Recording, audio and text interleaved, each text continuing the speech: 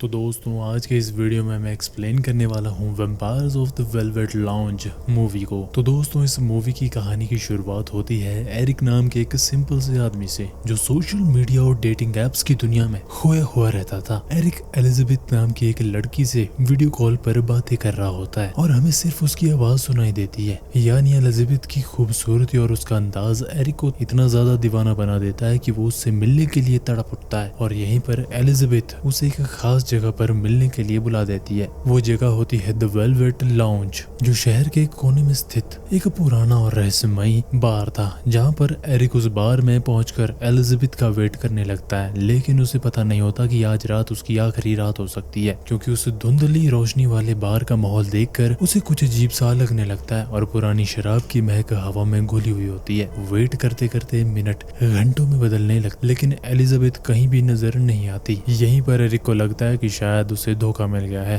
तभी दो बारटेंडर लड़कियां उसकी उदासी भांप लेती है और पूछती कि क्या हुआ स्ट्रेंजर, परेशान दिख रहे हो। यहीं पर एरिक बता देता है कि एलिजाबेथ नाम की लड़की मिलने वाली थी, लेकिन लगता है कि वो नहीं आएगी। वो दोनों रहस्यमयी तरीके से मुस्कुरा कर कहती कि अगर वो ऐसा है तो अच्छा ही हुआ कि उसे मिलने से पहले ही उसकी सच्चाई पता चल गई। और वो दोनों एरिक को एक शॉट भी ऑफर करती है जो होता है एब्सिंथ, एक पुरानी शराब जिसे कभी गैर कानूनी घोषित कर दिया गया था दोस्तों, क्योंकि माना जाता है कि इसे पीने के बाद इंसान को काफी ज्यादा हेलुसिनेशन होने लगती है और उसकी आंखों के सामने ग्रीन फेरी आ जाती है जो इंसानों को बहकाकर ऐसी दुनिया में ले जाती है जहां से वापस आना नामुमकिन होता है दोस्तों। और एरिक हंस कर कहता है कि ये सब सिर्फ कहानियां होती है और वो एक ही सांस में उस कड़वी शराब के घूंट पीकर गटक जाता है। और यहीं पर नशा इतनी तेजी से चढ़ता है कि बार की लाइटनिंग धुंधली होने लगती है और तभी धुएं में मदहोशी के बीच उसे एक साया देखने को मिलता है जो बिल्कुल एलिजाबेथ जैसा देखने को होता है। वो लड़खड़ाते हुए कहता है कि तुम असली नहीं हो, मैं बहुत ज्यादा शराब पी चुका हूँ, इसीलिए मुझे हेलुसिनेशन हो रहे हैं, तुम वही ग्रीन फेरी हो ना। लेकिन दोस्तों असल में वो एलिजाबेथ ही होती है जो मुस्कुराते हुए पास आती है और कहती है कि मैंने धोखा नहीं दिया, मैंने कहा था कि मैं यहीं मिलूंगी और मैं यहीं पर मिल गई हूँ। और चुपके से हम देखते हैं कि एलिजाबेथ उसके कानों में कुछ न कुछ फुसफुसाने लगती है और कहती है कि अगर तुम पागल नहीं हो तो इस बात को साबित करने के लिए तुम्हें बार से बाहर आना पड़ेगा और सामने वाली गली में मुझसे मिलना पड़ेगा। यहीं पर एरिक का मन उसे रोकने की कोशिश करता है, लेकिन एलिजाबेथ की आंखों का सम्मोहन इतना ज्यादा तेज होता है कि वो उसे टुकरा ही नहीं पाता। वो बाहर निकल जाता है। रात का सन्नाटा देखने को मिलता है। ठंडी हवा और शराब के नशे में लड़खड़ाते हुए अंधेरी गली की तरफ बढ़ता हुआ एरिक चलता जाता है।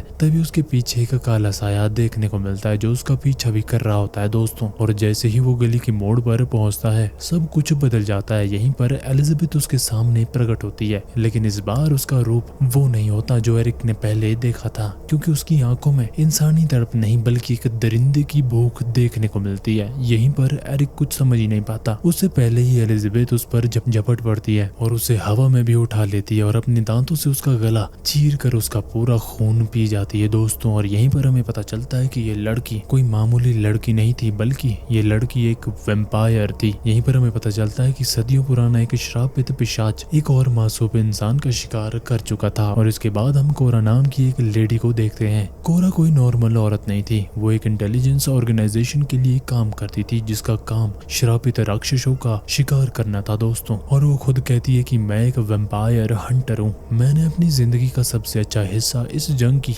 राख में छोड़ दिया है। और पूरी तैयारी के साथ वो वैम्पायर की खोज में निकल पड़ती है और अपने फोन पर लोकेशन ट्रैक करते हुए उसी बार तक पहुंच जाती है। और अंदर देखती है तो एलिजाबेथ बाथटब में बैठी खून पी रही होती है और उसने अपने ऊपर 3 लड़कियों को उल्टा लटका कर रखा होता है जिन्हें उसने बांधा हुआ होता है। यहीं पर हमें पता चलता है कि एलिजाबेथ के वहाँ पर 2 साथी भी होते हैं जिनका नाम हेलिना और चक होता है। तीनों आपस में बात करते हैं और फिर चक एक तेजधार हथियार से एक एक करके उन तीनों लड़कियों का सर धड़ से अलग कर देता है और एलिजाबेथ उनके खून से नहाने लग जाती है। कोरा ये सब अपने फोन में रिकॉर्ड कर लेती है और यहीं पर एलिजाबेथ उसे ये सब करते हुए देख लेती है। और इसके बाद कोरा अपने साथी एलेक्सिस के घर पर चले जाती है। वहाँ पर अपनी ऑर्गेनाइजेशन हेड एल्बर्ट से बात भी करती है जो एक बड़े खुफिया अधिकारी होते हैं। उन्हें पता होता है कि एलिजाबेथ की हिस्ट्री सबसे ज्यादा खौफनाक पिशाचनी में से एक है जो आज भी जिंदा है और लोगों को शिकार कर रही है, जो खूबसूरत लड़की बनकर इंटरनेट का इस्तेमाल करके अपना नया शिकार ढूंढती है। कोरा बताती है कि उसने एलिजाबेथ की लोकेशन पिन पॉइंट कर ली है और उसे खून में नहाते हुए रिकॉर्ड भी कर लिया है। लेकिन एल्बर्ट उसे आगाह करता है कि मामला सिर्फ एक पिशाच का नहीं हो सकता है, जमीन के नीचे इस इस साम्राज्य में और भी ज्यादा खूंखार जीव छुपे हुए हो जो शिकार करने के लिए बाहर आना चाहते हो। और यहीं पर एल्बर्ट कहता है कि प्लान के मुताबिक आगे बढ़ो और एलिजाबेथ से संपर्क बनाए रखो ताकि ऑर्गेनाइजेशन पिशाचियों को हमेशा के लिए खत्म करने का तरीका ढूंढने का वक्त निकाल सके। और यहीं पर कोरा इस बात से काफी ज्यादा चिढ़ जाती है, लेकिन एल्बर्ट उसे समझाता है कि पिशाच इंसानों के दिमाग को पढ़ सकते हैं और उन्हें अपने वश में कर सकते हैं, इसलिए कोरा को हमेशा सुखद विचार सोचने चाहिए ताकि ये राक्षस उसके दिमाग में ना घुस सके। और इसी बीच शहर के दूसरे हिस्से में हम 3 आदमियों को देखते हैं, जिनमें से एक लूक होता है, दूसरा रेंडेल और मैलकॉम होता है। लूक एक वकील था जो अपने तलाक के गम में डूबा हुआ होता है और उसकी पत्नी एरिथा ने उसका घर, उसके बच्चे और उसकी मानसिक शांति सब कुछ छीन ली थी। उसका दोस्त रेंडल उसे समझाता है कि अपनी जिंदगी में आगे बढ़ो और एक डेटिंग ऐप को दिखाता है। और जब लूक ऐप खोलता है तो उसे 3 खूबसूरत लड़कियां देखने को मिलती है और वो लड़कियां उसी वेलवेट लाउंज में मिलने के लिए बुला रही होती हैं। लूक पहले झिझकता है, लेकिन दोस्त के उकसाने पर जोवन नाम की लड़की से वीडियो चैट करने के लिए राजी भी हो जाता है। जोवन की खूबसूरती देखकर लूक के होश उड़ जाते हैं और वो उसे एक कॉस्ट्यूम और मास्क पार्टी के बहाने वेलवेट लाउंज में आने के लिए इनवाइट करती है। लूक को लगता है कि ये उसकी जिंदगी का एक नया मोड़ है, लेकिन उसे पता नहीं होता कि वो सीधा मौत के मुंह में कदम रखने जा रहा है। इसी बीच एलिजाबेथ और चक अपने अपने शिकार को बहुत ही ज्यादा बेरहमी से मारकर उनका खून पी रहे होते हैं। और उधर कोरा को उस बार में होने वाली कॉस्ट्यूम पार्टी के बारे में भी पता चल जाता है और वो रेड ड्रेस और रेड मास्क पहनकर पार्टी में पहुंच जाती है और वो भी भेस बदल कर बार बार एक कोने में बैठ जाती है। तभी उसकी नजर दूसरी तरफ पड़ी हुई एलिजाबेथ पर पड़ जाती है जो अपने अगले शिकार के लिए तैयारी कर रही होती है। यहीं पर कोरा समझ जाती है कि खेल बहुत ज्यादा बड़ा है और शिकार खुद शिकार बनने की कगार पर खड़ा हुआ है। और यहीं पर जब एलिजाबेथ की नजर कोरा पे पड़ती है तो वो अपनी साथी जोवन के पास चले जाती है जो खुद भी एक पिशाच होती है। और जोवन पूछती है कि उस वैम्पायर हंटर को भी क्यों नहीं मार देती, लेकिन एलिजाबेथ कहती है कि मैं उसे तब मारूंगी जब वो मेरी दावत में आएगी, अभी मैं शोर नहीं मचाना चाहती। यहीं पर एलिजाबेथ का प्लान होता है कि लूक और उसके दोस्तों को क्लब सिल्वर पैराडाइज बुलाया जाए और उनका खून पिया जाए और फिर चुपचाप से अपने अड्डे पर वापस लौट आ जाए। इसके बाद एलिजाबेथ खून का एक जाम लेकर बेसमेंट में चले जाती है जहाँ पर इंसानों की सड़ी गली लाशें पड़ी हुई होती हैं और वहाँ एक और पिशाच साथी जमीन के नीचे कीड़ों के बीच सो रहा होता है जो थकान महसूस कर रहा होता है। यहीं पर एलिजाबेथ उसके मुंह में खून की कुछ बूंदें डालना शुरू करती है और याद दिलाती है कि आज की रात बहुत ज्यादा महत्वपूर्ण रात है। और दोनों तैयार होते हैं क्योंकि पिशाच कभी आईने में नहीं दिखते और उनका कोई भी वजूद नहीं होता आईने में देखने का, इसीलिए वो अपने चेहरे पर मेकअप की मोटी परत चढ़ा लेते हैं ताकि असली डरावना रूप छुप जाए। और वो आपस में बात करते हैं कि इंसान किस ग्रह को राख का ढेर बना दिया जाए और उनके पास इंसानों को मारने के अलावा कोई रास्ता नहीं होता और अपने आप को जिंदा रखने के लिए उनके पास कोई और चारा भी नहीं होता। और उधर हम देखते हैं कि लूक, रेंडल और मैलकम सिल्वर पैराडाइज बार पर पहुंच चुके होते हैं और वो तीनों काफी ज्यादा एक्साइटेड होते हैं, लेकिन उन्हें पता नहीं था कि जिस स्वर्ग की तलाश में वो लोग आए हैं वो असल में नर्क का द्वार बनने वाला है। यहीं पर लूक अपनी पहली पत्नी की यादों को मिटाने के लिए शराब का सहारा ले रहा होता है और दूसरी तरफ एलिजाबेथ और जोवन गाड़ी को लेकर सिल्वर पैराडाइज की तरफ निकल जाते हैं और रास्ते में एक कपल को गाड़ी से ही उड़ा देते हैं और उनके खून से पूरी तरह से लाल हो जाते हैं। फिर खुद को साफ करके क्लब पर पहुंच जाते हैं जहां पर लूक और उसके दोस्त पहले से ही वेट कर रहे होते हैं। और लूक को जोवन बहुत ज्यादा खूबसूरत लगती है, लेकिन उसे पता नहीं था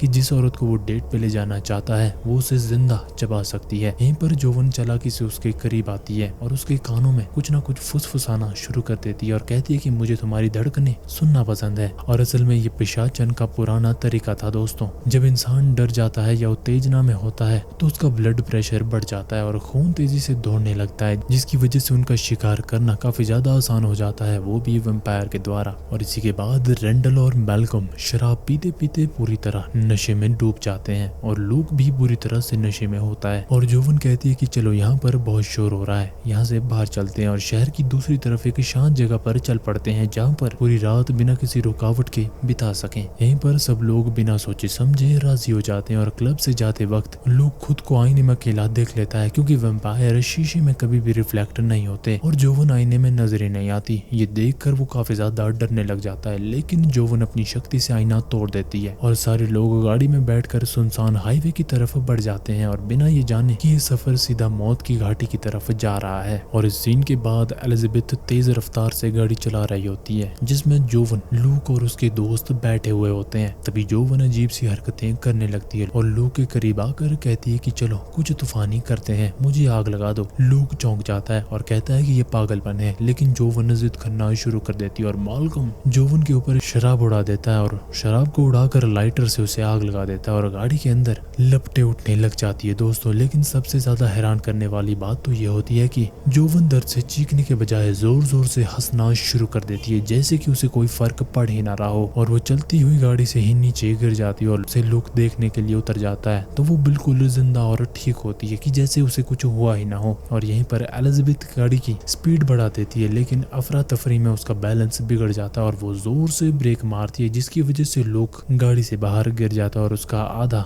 शरीर टायर के नीचे फंस जाता है दोस्तों। और वो दर्द से चिल्ला रहा होता है कि उसकी मदद की जाए, लेकिन उसकी मदद तो कोई नहीं करता और कहता है कि मेरा पैर फंस गया है। और यहीं पर रेंडल और मैल्कम घबरा जाते हैं, लेकिन एलिजाबेथ मैल्कम से कहती है कि वो एक कचरा है, उसे भूल जाओ। और यहीं पर रेंडल चिल्लाता है और कहता है कि वो हमारा दोस्त है, वो मर रहा है। तभी एलिजाबेथ अपनी मायाजाल से दोनों को बेहोश कर देती है और इसी वक्त पीछे पुलिस की सायरन गूंजने लग जाती है और दो पुलिस ऑफिसर अपनी गाड़ी निकालते हैं और ये मंजर देखकर हैरान रह जाते हैं। और यहीं पर एलिजाबेथ ठंडी आवाज में जवाब देना शुरू करती है और कहती है कि एक इंसान मेरी गाड़ी के नीचे आ गया है। और दूसरा ऑफिसर अपनी बंदूक निकालता है, लेकिन एलिजाबेथ अपनी शराबित आंखों से एक पुलिस वाले को सम्मोहित कर देती है और ऑर्डर देती है कि अपने साथी को मार दो। और वो ऑफिसर रोबोट की तरह घूमता है और अपने ही साथी को गोली मार देता है और उसे वहीं पर मार डालता है। फिर एलिजाबेथ कहती है कि खुद की जान भी ले लो और वो खुद को भी गोली मार देता है दोस्तों। और दोनों पुलिस ऑफिसर पिशाचनियों के दिमाग का शिकार बन जाते हैं और दोनों के दोनों वहीं पर दम भी तोड़ देते हैं। और गाड़ी के नीचे फंसा हुआ लोग ये सब देख रहा होता है और वो चिल्लाता है कि मेरा फोन कहाँ है। और एलिजाबेथ उसके पास आकर कहती है कि मुझे नहीं लगता कि अब तुम्हें किसी को कॉल करने की कोई जरूरत पड़ेगी। और जो वो लूक को काटकर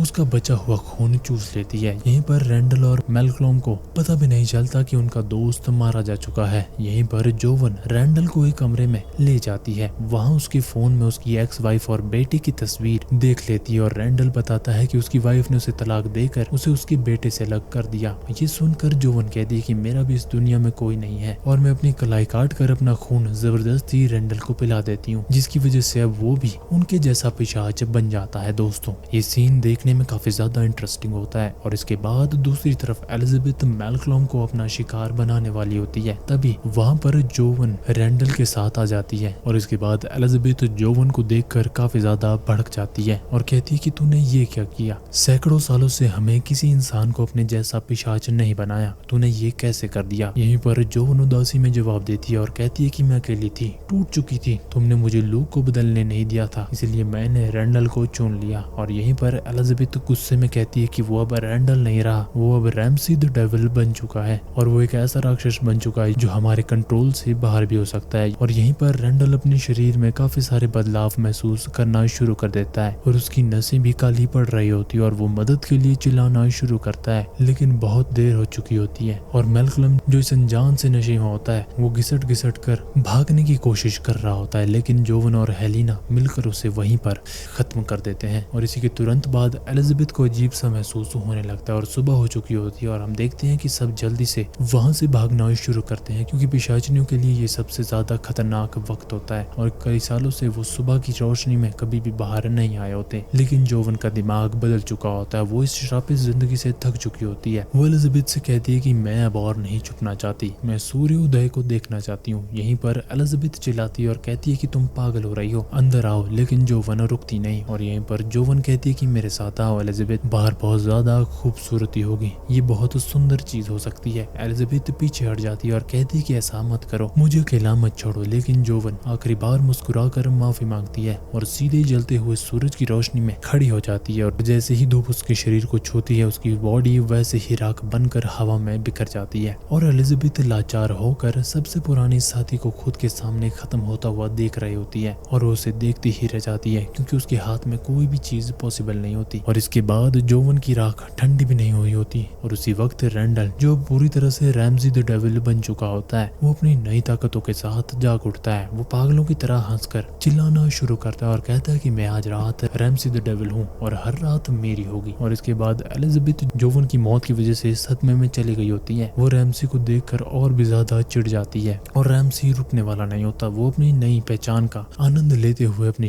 शिकार की तलाश में निकल जाता है और वो एक इटालियन रेस्टोरेंट में पहुंच जाता है और डेटिंग ऐप के जरिए मिली हुई अपनी अगली शिकार एलेक्सिस से मिल जाता है, जहां पर एलेक्सिस को लगता है कि ये एक नॉर्मल डेट है, लेकिन रैमसी के चेहरे की डरावनी चमक कुछ और ही बता रही होती है और हम देखते हैं कि रेस्टोरेंट में अचानक अफरा तफरी मच जाती है। लोग एक दूसरे पर हमला करने लग जाते हैं और ये बात रैमसी की मौजूदगी से पैदा हुई होती है और वो एक हिंसक ऊर्जा भी होती है। वो एलेक्सिस को बातों में उलझाकर बाहर सुनसान पार्क की तरफ ले जाता है और एलेक्सिस को शक होने लगता है कि रैमसी कोई नॉर्मल इंसान नहीं है और रैमसी हंसकर कहता है कि ये तुम्हारी लकी रात है, तुम आज रैमसी द डेविल के साथ हो। लेकिन हम देखते हैं कि एलेक्सिस कोई साधारण लड़की नहीं थी, वो भी कोरा की तरह एक हंटर थी जो इन राक्षसों का खात्मा करने के लिए आई होती है और वो अपनी चांदी की पिस्तौल को निकाल लेती है और कहती है कि मैं जानती हूँ कि तुम क्या हो और मैं तुम्हें वापस नरक भेजने के लिए आई हूँ। वो गोली चलाती है लेकिन रैमसी पर कोई भी फर्क नहीं पड़ता, वो हवा में ही गायब हो जाता है और फिर अचानक से उस पर झपट जाता है और एलेक्सिस फुर्ती से पीछे हट जाती है और गोली चलाना शुरू कर देती है और उधर कोरा घर आकर डेटिंग ऐप को खोल देती है जिसमें रैमसी की फोटो देखने को मिलती है। इससे वो समझ जाती है कि एलेक्सिस बड़ी मुश्किल में फंस चुकी है और वो लोकेशन को ट्रैक करके उसे बचाने के लिए निकल पड़ती है और पार्क में रैमसी और एलेक्सिस के बीच खूनी जंग चल रही होती है, लेकिन रैमसी की अलौकिक ताकत के आगे एलेक्सिस कमजोर पड़ने लगती है और चांदी की पिस्तौल होने के बावजूद वो उसे संभाल ही नहीं पाती और रैमसी उसे मारने ही वाला होता है, लेकिन तभी एलेक्सिस अपने पैर में छुपे चांदी के चाकू से उसका गला चीर देती है और उसे वहीं पर जमीन पर पटक कर चांदी का हथियार उसके सीने के आर पार कर देती है और उसका सर धड़ से अलग करके उसे नरक भेज देती है। और इसी के बाद तभी वहां पर एलिजाबेथ आ जाती है और एलेक्सिस उस पर भी गोली चलाना शुरू करती है, लेकिन एलिजाबेथ अपनी मायावी शक्तियों से पीछे से वार करना शुरू कर देती है जिसकी वजह से एलेक्सिस दूर एक स्टैचू के पास गिर जाती है और वो किसी न किसी तरह से गन को उठाकर खड़ी हो जाती है, लेकिन जैसे ही गोली चलाने लगती है उसके पीछे खड़ा स्टैचू से पकड़ लेता है क्योंकि एलिजाबेथ ने अपनी शक्तियों से उस स्टैचू में भी जान डाली होती है और एलिजाबेथ बड़ी बेरहमी से एलेक्सिस का खून चूस कर उसे तड़पा तड़पा कर वहीं पर मार डालती है और हम देखते हैं कि कोरा लोकेशन ट्रैक करते करते उस पार्क तक पहुंच जाती है, लेकिन तब तक एलेक्सिस दम तोड़ चुकी होती है। ये देखकर कोरा का दिल दहल जाता है और अब ये लड़ाई सिर्फ जासूसी की नहीं बल्कि आर पार की जंग भी बन चुकी होती है। वो एलिजाबेथ पर गोली चलाना शुरू करती है लेकिन वो वहां से भाग जाती है और उसी वक्त आसमान में धीरे धीरे चांद का रंग बदलने लगता है और आखिरकार बहुप्रतीक्षित चंद्र ग्रहण शुरू हो जाता है जो पिशाचनियों की ताकतों को कमजोर और इंसानी हथियारों को उनके खिलाफ असरदार बना देता है दोस्तों। और यहीं पर कोरा जानती है कि पिशाचनियों को हराने का सबसे ज्यादा और सबसे अच्छा मौका आज रात का ही है और चंद्र ग्रहण के दौरान ही ये मौका आता है और जब अंधेरा और भी ज्यादा गहरा होता है और पिशाचनियों की दिमागी शक्ति पर लगाम भी लग जाती है और वो अपना दिमाग स्टेबल रखती है ताकि एलिजाबेथ उस पर कब्जा ना कर सके और अपनी भारी बंदूकों और चांदी की गोलियों को लोड करना शुरू कर देती है और सीधा वेलवेट लाउंज पर पहुंच जाती है। वहां पर एक पार्टी चल रही होती है और एलिजाबेथ एक जगह पर खड़ी कोबरा को वैसे ही देख रही होती है जैसे वो उसे मिलने के लिए तड़प रही हो और एलिजाबेथ कहती है कि तुमने मेरे दोस्तों को खत्म कर दिया है और अब तुम यहाँ पर भी आ गई हो और एलिजाबेथ बार के अंदर माया जाल बुन लेती है और एक झटके में ही सब कुछ नॉर्मल देखने को मिलता है और बार में मौजूद सब लोग एक एक करके बेरहमी से मरने लग जाते हैं क्योंकि एलिजाबेथ ने सबको मार दिया होता है और जो कुछ कोरा देख रही होती है वो सिर्फ उसका हेलुसिनेशन होता है दोस्तों, क्योंकि एलिजाबेथ उसके दिमाग से खेल रही होती है। इसके बाद कोरा अपनी बंदूक को सीधा एलिजाबेथ की तरफ तान देती है और कहती है कि खेल खत्म होने वाला है और एलिजाबेथ आज रात तुम अपने किए की सजा भी भुगतोगी और उस वक्त उसी पर गोलियां बरसाना शुरू कर देती है, लेकिन एलिजाबेथ एक झटके में गायब हो जाती है और लाउंज के अंधेरे कोनों से उसकी डरावनी हंसी गूंजने लग जाती है और ये सीन काफी ज्यादा डर और थ्रिल से भरा होता है दोस्तों। यहीं पर कोरा को समझ आ जाता है कि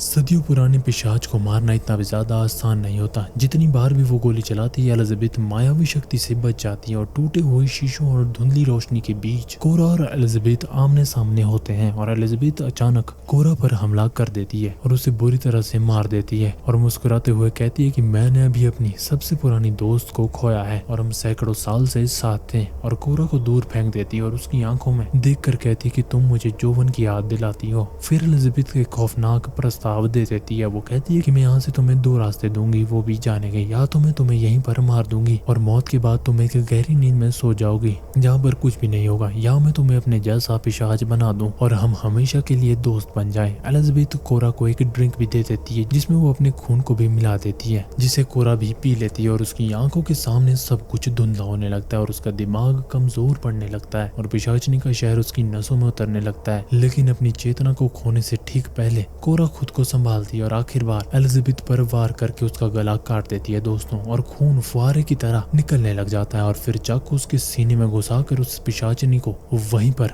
मारकर उसे नर्क भेज दिया जाता है। और इसके बाद कोरा तहखाने में जाती है और वहां पर सोए सारे पिशाचों को एक एक करके मार डालती है और इस तरह से पिशाचनियों का खेल खत्म हो जाता है दोस्तों। और सुबह हो चुकी होती है और हम देखते हैं कि एल्बर्ट अपनी पूरी टीम के साथ वहां पर पहुंच जाता है, लेकिन कोरा पहले ही सब कुछ खत्म कर चुकी होती है और वो खून से लथपथ होती है और एकदम से बाहर निकल जाती है। उसके हाथ में एलिजाबेथ का कटा हुआ सर भी राख की तरह बनता हुआ देखने को मिलता है और एल्बर्ट उसके काम से बहुत ज्यादा खुश हो जाता है। और इसके बाद हम कोरा को अपने घर जाते हुए देख लेते हैं, लेकिन कुछ देर बाद सूरज की किरणें उसके शरीर में सुई की तरह चुभने लग जाती है और उसका शरीर भी राख बनने लग जाता है और वो वहां से भागकर एक पाइप के अंदर छुप जाती है। मतलब साफ था कि अब कोरा भी एक वैम्पायर बन चुकी है। और मूवी की एंडिंग सीन में एलिजाबेथ डरावनी मुस्कान के साथ अपनी आंखें खोल लेती है और यहीं पर हमें पता चलता है कि यानी एलिजाबेथ अभी भी जिंदा है। और इस डरावने हॉरर सस्पेंस के साथ ये मूवी यहीं पर अपना अंतिम चरम छूती है दोस्तों। और इस सीन के बाद हमें कोई भी सीन फिल्म में देखने को नहीं मिलता। मैं आशा करता हूँ आपको वीडियो पसंद आई होगी। अगर वीडियो पसंद आई हो तो वीडियो को लाइक और शेयर जरूर करना